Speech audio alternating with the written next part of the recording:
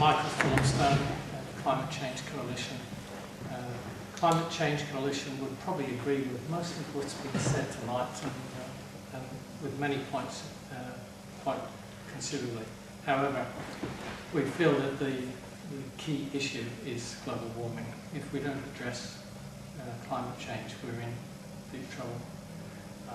The longer we delay addressing this issue, the more insurmountable the problem is likely to be in the legacy to the next generation. Associated with this, there are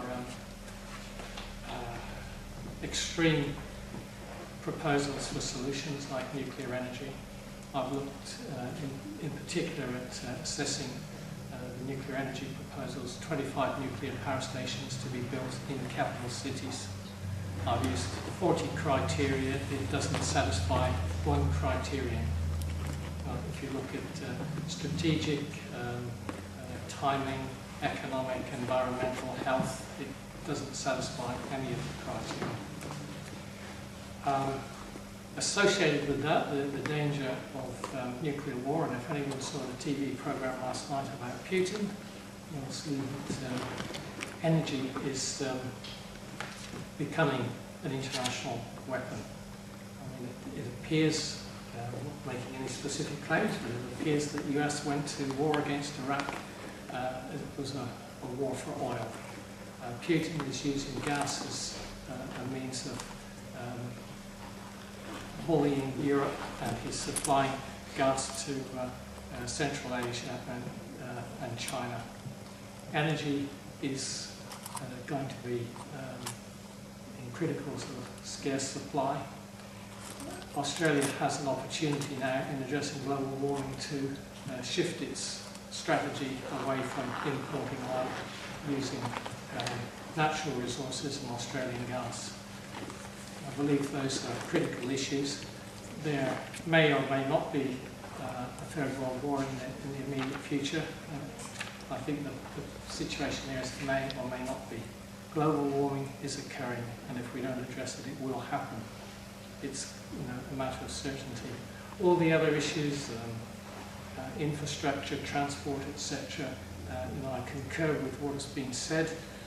The ACT government seem to be keen on everyone to walk or cycle to work. It seems really impractical to me.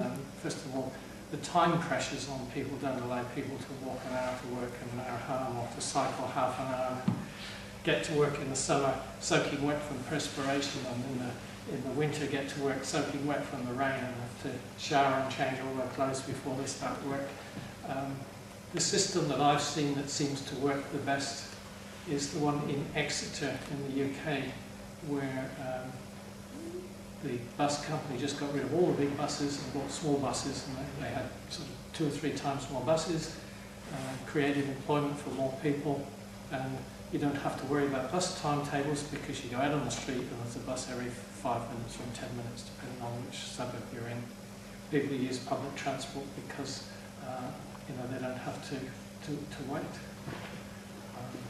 I believe that has certain merits that justify investigation to see whether it would be better for Canberra.